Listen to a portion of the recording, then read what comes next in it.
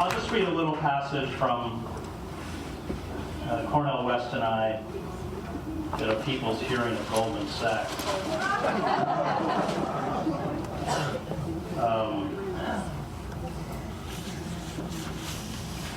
And the moral voices that I respect, Wendell Berry, Bill McKibben, Cornell, they all say precisely what you said, that it's civil disobedience. So this is in front of Goldman Sachs. Faces appeared to me moments before protesters from Occupy Wall Street and I were arrested on a windy November afternoon in front of Goldman Sachs. They were not the faces of the smug Goldman Sachs employees who peered at us through the revolving glass doors and lobby windows, a pathetic collection of middle-aged fraternity and sorority members. They were not the faces of the blue uniformed police with their dangling plastic handcuffs, or the thuggish Goldman Sachs security personnel whose buzz cuts and dead eyes reminded me of the Stasi. They were not the faces of the demonstrators around me, the ones with massive student debts and no jobs, the ones weighed down by their broken dreams, the ones whose anger and betrayal triggered the street demonstrations and occupations for justice. They were not the faces of the onlookers, the construction workers who seemed cheered by the march on Goldman Sachs, or the suited businessmen who did not. They were far-away faces. They were faces of children dying.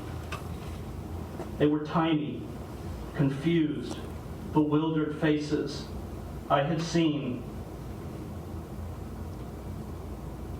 in the southern Sudan, in Gaza, in the slums of Brazzaville, Nairobi, Cairo, Delhi, and the wars I covered. They were faces with large glassy eyes above bloated bellies. They were the small faces of children convulsed by the ravages of starvation and disease. I carry these faces. They do not leave me. I look at my own children and cannot forget them. These other children who never had a chance. War brings with it a host of horrors, but the worst is always the human detritus that war and famine leave behind, the small, frail bodies whose tangled limbs and vacant eyes condemn us all. The wealthy and the powerful, the ones behind the glass at Goldman Sachs, laughed and snapped pictures of us as if we were an odd lunchtime diversion from commodities trading, from hoarding and profit, from the collective sickness of money worship, as if we were creatures in a cage, which in fact we soon were. Goldman Sachs Commodities Index is the most heavily traded in the world. The financial firm hoards futures of rice, wheat, corn, sugar, and livestock, and jacks up commodity prices by as much as 200% on the global market, so that poor families can no longer afford basic staples and literally starve. Hundreds of millions of poor in Africa, Asia, the Middle East, and Latin America do not have enough to eat in order to feed this mania for profit. The technical jargon learned in business schools and on trading floors effectively masks the reality of what is happening. Murder. The cold, neutral words of business and commerce are designed to make systems operate, even systems of death, with a ruthless efficiency. The people behind the windows and those of us with arms locked in a circle on the concrete outside did not speak the same language. Profit, trade, speculation, globalization, war, national security. These are the words they use to justify the snuffing out of tiny lives. acts of radical evil. The glass tower before us is filled with people carefully selected for the polish and self-assurance that come with having been formed in institutions of privilege. Their primary attributes are a lack of consciousness, a penchant for deception, aggressiveness, a worship of money, and an incapacity for empathy or remorse. And it is always the respectable classes, the polished Ivy League graduates, the prep school boys and girls who grew up in Greenwich, Connecticut, or Short Hills, New Jersey, who are the most susceptible to evil. To be intelligent, as many are, at least in a narrow, analytical way, is morally neutral. These respectable citizens are inculcated in their elitist ghettos with values and norms, including pious acts of charity used to justify their privilege and a belief in the innate goodness of American power. They are trained to pay deference to systems of authority. They are taught to believe in their own goodness, unable to see or comprehend, and perhaps are indifferent to the cruelty inflicted on others by the exclusive systems they serve. And as norms change, as the world is steadily transformed by corporate forces into a small cobble of predators and a vast herd of human prey, these elites seamlessly replace one set of values with another. These elites obey the rules. They make the system work, and they are rewarded for this. In return, they do not question. We seem to have lost, at least until the advent of the Occupy Wall Street movement, not only all personal responsibility, but all capacity for personal judgment.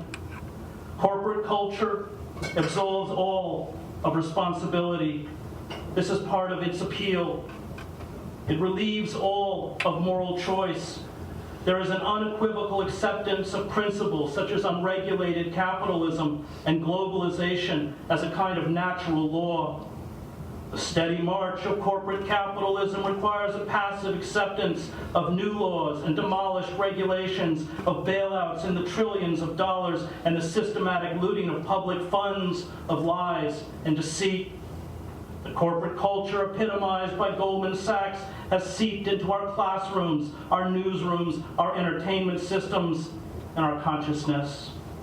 This corporate culture has stripped us of the right to express ourselves outside of the narrow confines of the established political order. We are forced to surrender our voice. Corporate culture serves a faceless system. It is, as Hannah Arendt wrote, the rule of nobody, and for this very reason, perhaps the least human and most cruel form of rulership. Those who resist, the doubters, the outcasts, the artists, the renegades, the skeptics, the rebels, rarely come from the elite. They ask different questions. They seek something else, a life of meaning. They have grasped Immanuel Kant's dictum: if justice perishes, human life on earth has lost its meaning. And in their search, they come to the conclusion that, as Socrates said, it is better to suffer wrong than to do wrong. This conclusion makes a leap into the moral. It refuses to place a monetary value on human life. It acknowledges human life, indeed all life, as sacred. And this is why, as Arendt points out, the only morally reliable people are not those who say this is wrong or this should not be done, but those who say, I can't. The greatest evildoers are those who don't remember, because they have never given thought to the matter. And without remembrance, nothing can hold them back, Arendt wrote.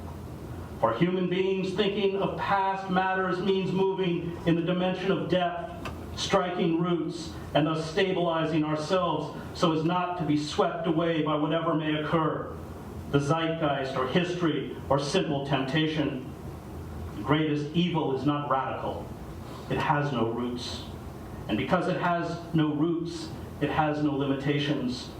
It can go to unthinkable extremes and sweep over the whole world. There are streaks in my lungs. traces of the tuberculosis I picked up around hundreds of dying Sudanese during the famine I covered as a foreign correspondent. I was strong and privileged and fought off the disease. They were not and did not. The bodies, most of them children, were dumped into hastily dug mass graves. The scars I carry within me are the whispers of the dead. They are the faint marks of those who never had a chance to become men or women, to fall in love and have children of their own. I carried these scars to the doors of Goldman Sachs. I placed myself at the feet of these commodity traders to call for justice, because the dead and those dying in slums and refugee camps across the planet could not make this journey. I see their faces. They haunt me in the day and come to me in the dark. They force me to remember. They make me choose sides. There were times when I entered the ring as a boxer and knew, as did the spectators, that I was woefully mismatched. Ringers, experienced boxers in need of a tune-up or a little practice, would go to the clubs where semi-pros fought, lie about their long professional fight records, and toy with us. Those fights became about something other than winning.